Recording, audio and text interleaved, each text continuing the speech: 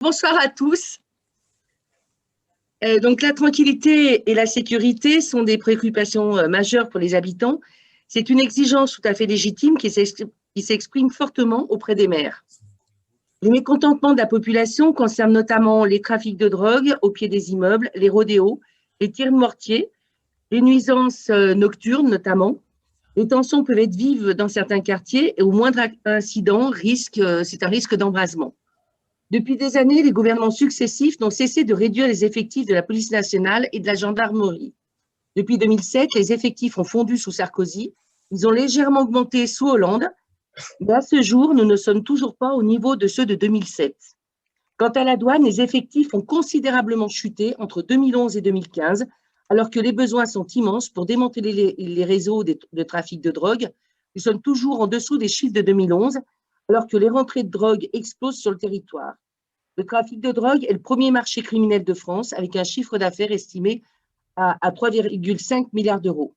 Il est important de rappeler que la sécurité est une mission régalienne de l'État. C'est un gage d'équité sur tout le territoire national. Avec le manque d'effectifs de l'APN, le gouvernement souhaite que les maires développent les polices municipales. Et on voit bien, notamment au travers du projet de loi sur la sécurité globale, où il veut nous emmener. L'État se désengage de ses responsabilités en se déchargeant sur les communes. Le débat autour de l'armement létal de la police municipale que l'on tente de nous imposer illustre cette dérive, alors que la PN et la PM ont des missions et des formations bien spécifiques. Armer la police municipale ne rend pas la ville plus sécure, mais entraîne de fait une confusion entre les missions des uns et des autres. Risque que la police municipale devienne une police nationale bis avec un transfert des moyens de l'État sur les communes. Plus on développe sur les villes la police municipale, et en fait, on voit bien au moins notre présence de police nationale. La volonté de ne pas se substituer à la police nationale, mais prend toute notre part dans nos missions qui sont complémentaires, et j'insiste sur ce point. La police municipale et l'APN n'interviennent pas sur les mêmes champs. Je prendrai par exemple quelques exemples. La police municipale fait un gros travail sur les chiens de catégorie. Ça fait partie des pouvoirs de police du maire. Et effectivement, ce n'est pas la police nationale, même si elle nous aide à les capturer. Par contre, ce n'est pas elle qui gère catégorie de chiens. Et puis, les trafics de drogue, la police nationale vient sur les démantèlements, les investigations, etc., toutes les enquêtes. Et la police municipale, sur les stupéfiants, vient sur ce qu'on appelle l'opportunité, le flagrant délit. C'est-à-dire, si on intervient sur un contrôle et qu'on tombe sur du stupéfiant, là, effectivement, on fait notre travail, on remet à l'officier de police judiciaire au commissariat. Donc, on voit bien qu'il y a une complémentarité sur les missions. Les habitants demandent beaucoup aux villes car ce sont les premiers interlocuteurs de proximité. Il faut expliquer le rôle et les missions de tous ceux qui interviennent sur le champ de la sécurité, car pour les habitants, les pouvoirs de police du maire lui confèrent le droit d'intervenir dans tous les domaines, et ça, c'est faux. Je prendrai un exemple au niveau des assemblées générales de conseil de quartier. Les habitants me disent souvent, vous êtes le maire, vous pouvez régler tous les problèmes avec vos pouvoirs de police. Et la participation de la police nationale à nos âgés de conseil de quartier montre, enfin, en tout cas, on arrive à expliquer les choses et les compétences de chacun, parce qu'effectivement, il y a une complémentarité. La police municipale n'a pas le rôle, ne doit pas se substituer à la police nationale. C'est important aussi d'apporter une réponse à l'habitant, un message clair, simple et accessible à tous. Ce qui dépend de nous, ce que l'on peut faire et ce que l'on peut porter auprès de nos partenaires, que ce soit quand il s'agit de trafic de stupéfiants, sur tout ce qui est souterrain, c'est-à-dire avec les impôts, avec les douanes, etc., etc. Le temps de l'habitant n'est pas le même que celui des acteurs de la sécurité. Moi, je dis souvent, l'habitant, il a un temps du quotidien, le temps de l'urgence. Il veut qu'on règle son problème immédiatement, et c'est légitime.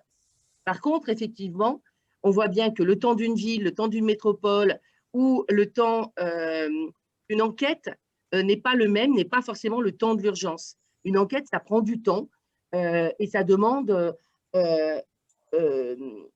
aussi, cette problématique demande de l'explication auprès de l'habitant, même si c'est légitime qu'ils veuillent qu'on travaille en urgence.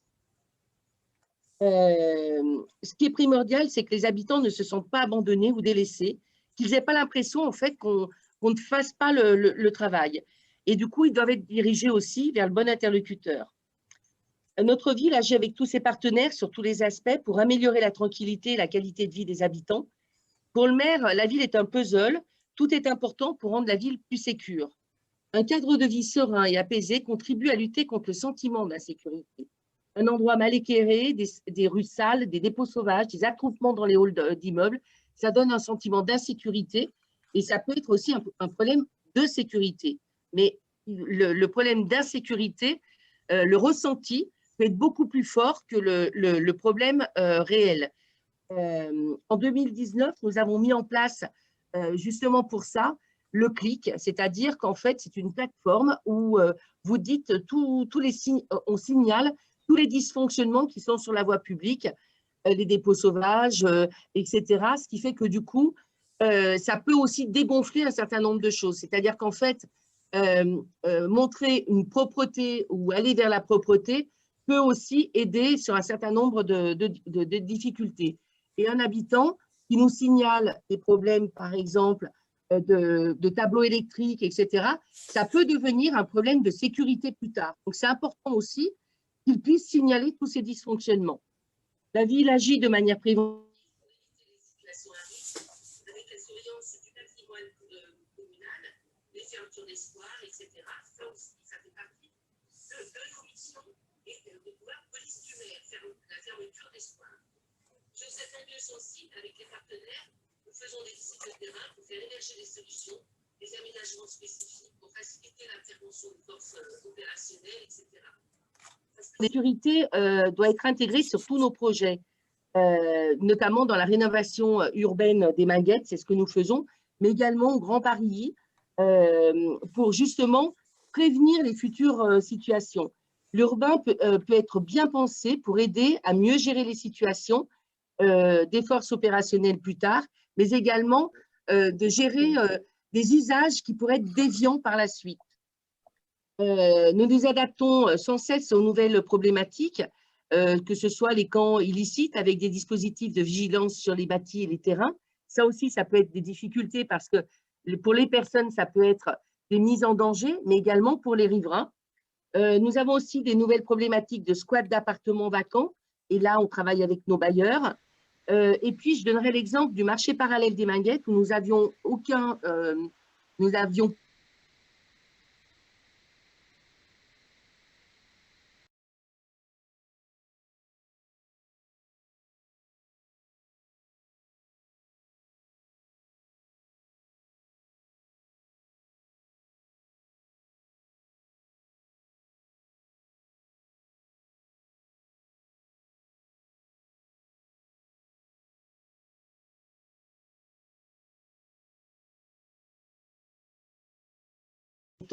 et le temps qu'il nous a fallu pour éradiquer ce marché parallèle.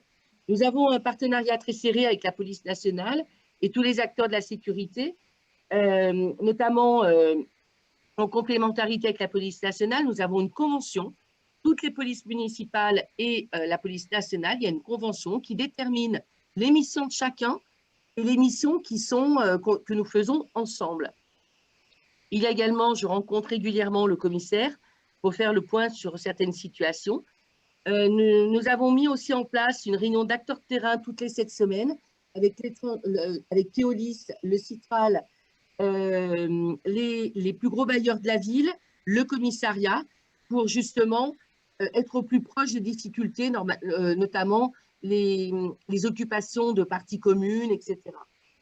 Nous avons également un commandant référent, police, population, commissariat, notamment, il travaille beaucoup sur la gestion des conflits, parce que nous avons de plus en plus, Lucas le disait très bien, nous avons aussi une population en détresse qui peut être exaspérée, et du coup, nous avons des conflits de voisinage qui peuvent très vite dégénérer également. Donc, ça permet de travailler et de voir avec les deux parties ce que nous pouvons mettre en place, bien évidemment avec les bailleurs ou les régies, mais également avec ce référent police-population. Nous avons également une intervenante sociale payée par la ville au commissariat et un psychologue que nous avons obtenu avec l'ancienne commissaire pour accompagner les victimes, notamment les femmes victimes de violences. Nous avons également renforcé notre partenariat avec l'association Vifil pour accompagner les femmes victimes de violences avec une mise à l'abri et un accompagnement social global. Nous avons intégré tous les dispositifs qui nous permettent d'avoir des renforts en moyens humains au commissariat. Nous avons fait partie en 2012 de ce qu'on appelait les zones de sécurité prioritaires, les ZSP, et nous avons intégré aussi la police du quotidien avec les quartiers en reconquête républicaine. Ça, c'était en janvier 2019 et nous avons obtenu 26 agents police nationale en plus. Et du coup, ils ont pu créer un groupe de voix publique un peu spécifique sur les stupéfiants et ça donne effectivement des résultats en termes de lutte contre l'économie souterraine, même si nous mesurons combien la tâche est immense. Nous travaillons en transversalité avec tous les partenaires, les bailleurs sociaux, les TCL, les éducateurs, les services publics, l'éducation nationale, ce qui nous permet d'avoir une approche globale partagée pour apporter des réponses ciblées et de proximité. Nous agissons aussi en termes de salubrité et d'hygiène publique, parce que la sécurité, effectivement, c'est les mortiers, on l'a dit, les rodéos, mais pour le maire, et ça fait partie intégrante de sa police, des pouvoirs de police, c'est effectivement l'hygiène et la salubrité. La police nationale n'intervient pas sur ces sujets, en tout cas pas sur les mêmes, et le maire a des pouvoirs là-dessus. Donc nous avons une personne, parce que c'est important, par exemple les commerces, en termes de santé publique, si vous achetez dans des commerces où l'hygiène n'est pas respectée, on voit bien les difficultés que ça peut poser au niveau de la population. Donc nous avons quelqu'un qui est dédié au commissariat sur ce qu'on appelle les professions réglementées, donc les commerces, les garagistes, etc. Et nous travaillons conjointement. Du coup, chacun sur ses compétences. Comme je vous le disais, ça c'est pour être plus efficace. Quand on intervient sur un commerce, moi j'interviens avec les inspecteurs d'hygiène sur le côté hygiène, les chambres froides, ce genre de choses. Et le commissariat, c'est pour ça que nous intervenons ensemble. Ils interviennent sur tout ce qui est travail dissimulé, etc. Et du coup, ça va certaines fois à des fermetures, que ce soit par le maire ou le préfet, selon les missions et les compétences. Nous avons également un centre de supervision urbain, c'est-à-dire des caméras, 7 jours sur 7, 24/24. Nous avons 120 caméras réparties sur l'ensemble de la ville, en voie publique, en bâti public. Et nous en aurons 26 autres qui seront implantées d'ici 18 mois. La vidéoverbalisation nous permet de lutter contre les infractions au code de la route. Donc, la vidéoverbalisation, nous l'avons mis en place en 2017. Nous venons sur 2 champs, c'est-à-dire ce qu'on appelle la police du stationnement et la police de circulation, ce qui nous permet effectivement de verbaliser sans mettre en danger, par exemple, le non-port de casque, les feux rouges, quand les gens grillent les feux rouges, les stops, etc. Prochainement, nous allons faire la demande à la préfecture pour étendre la vidéoverbalisation aux dépôts sauvages, puisque la loi relative à la lutte contre le gaspillage et l'économie circulaire le permet dorénavant. Et elle a été promulguée et les nouveaux décrets sont sortis le 24 mars. Donc là encore, les dépôts sauvages, ça exaspère les gens. Et en même temps, en termes de sécurité, on peut avoir des incendies sur ces dépôts sauvages. Donc on voit bien l'importance, le pouvoir vidéo-verbaliser également. Nous avons un accueil téléphonique qui fonctionne 7 jours sur 7, à 24/24, qui permet un habitant voit quelque chose, il nous appelle au standard top et du coup, ensuite, nous faisons le nécessaire et nous donnons soit aux partenaires, soit que ce soit à l'APM ou l'APN, certaines fois à EDF, enfin Enedis, etc., pour régler le problème le plus rapidement possible. Nous avons 77 agents qui travaillent sur des missions de sécurité, dont 36 policiers municipaux. Nous avons créé une brigade, ce qu'on appelle les ASVP, c'est-à-dire les agents de surveillance de voie publique, pour lutter contre les infractions dans l'espace public, le stationnement, les incivilités, tout ce qui se passe sur les squares ou les parcs. Et nous allons tripler le nombre de ces agents de cette brigade en passant de 4 à 12, donc d'ici la fin de l'année, ce qui nous permettra de libérer les policiers municipaux sur d'autres tâches. Nous apportons une attention particulière à la prévention avec un travail sur la citoyenneté, le civisme, les droits et les devoirs, la sensibilisation et la prévention des violences. C'est un travail aussi sur la santé des jeunes via l'atelier Santé-Ville. Nous avons renforcé les actions de prévention des addictions. Lucas en parlait tout à l'heure, avec la création en 2016 de notre premier forum de prévention aux addictions, organisé avec tous nos partenaires, toutes les institutions, les associations, les collèges, les parents d'élèves. Et c'est quelque chose qui marche très, très bien. Tout au long de l'année, tous nos collégiens sont sensibilisés. Et puis, tout ce qu'ils font tout au long de l'année, ils le restituent lors du forum. Nous avons également un travail en direction des collégiens décrocheurs. Et puis, nous avons un point accueil, écoute jeune, écoute famille. C'est un lieu d'accueil, d'écoute et d'accompagnement des 12-25 ans et des familles sur leurs difficultés du quotidien, qui peuvent être très variées. Hein. Ça peut aller des stupéfiants, ça peut être plein de choses, avec des professionnels, dont un psychologue, un éducateur spécialisé, un thérapeute familial, qui assure des entretiens individuels, anonymes, gratuits et confidentiels. Nous nous battons depuis des années, notamment les conseillers métropolitains, avec la métropole, pour obtenir plus d'éducateurs spécialisés sur le terrain. Nous en avions 6 au Minguette et nous en avons obtenu 2 supplémentaires sur le secteur Barel-Charriard. Et en fait, dans les faits, il faudrait, on va en avoir 8, mais il faudrait doubler, voire tripler le nombre d'éducateurs spécialisés. Le travail partenarial porte ses fruits, les résultats obtenus sur le terrain sont bons pour les professionnels. Cependant, malgré tous nos efforts, les habitants ne le perçoivent pas toujours, en tout cas pas réellement, car ils sont toujours confrontés aux difficultés. Je prendrai un exemple. Quand on donne les chiffres, par exemple, de la police municipale et qu'on dit qu'on a saisi 12 scooters, l'habitant, lui, ce qu'il voit, c'est qu'il y a toujours des scooters qui l'ennuient et qui passent sur les avenues et qui font des rodéos. Donc, le travail, en plus, c'est plus compliqué dans ce domaine parce que non seulement on peut saisir les véhicules en fonction de la réglementation, si ça le permet, mais le travail que nous faisons n'est pas toujours visible parce qu'en fait, nous ne poursuivons pas les auteurs pour ne pas risquer d'accident. Par contre, nous travaillons différemment, je ne le dirai pas ici vu que c'est public, pour justement pouvoir faire le nécessaire quand ils ne sont plus au niveau du public et au niveau de la population pour soit saisir les engins quand ils ne sont pas immatriculés ou autres. Et en tout cas, c'est vraiment une difficulté. Ça empoisonne vraiment les habitants. Et on le voit depuis le beau temps qui est revenu depuis quelques jours. On a encore beaucoup de travail là-dessus. De nombreux trafics de drogue sont démantelés et les saisies de stupéfiants sont très importantes. Pour l'année dernière, nous avions à peu près 200 kilos de saisies, donc vous vous rendez bien compte du travail, avec des interpellations et des mises sous écrou qui sont réelles et qui ont triplé, voire quadruplé. Des fouilles de parties communes régulières avec la police nationale, la police municipale, qui nous permettent aussi de bons résultats. Mais pour l'habitant, ce qu'il voit en bas de chez lui, c'est quoi? Ce sont toujours les trafics qui renaissent, comme le disait Lucas, ou qui se déportent. C'est-à-dire qu'en fait, quand à un moment donné, le travail est fait, ils vont à 2 ou 3 allées plus loin, et c'est à continuer.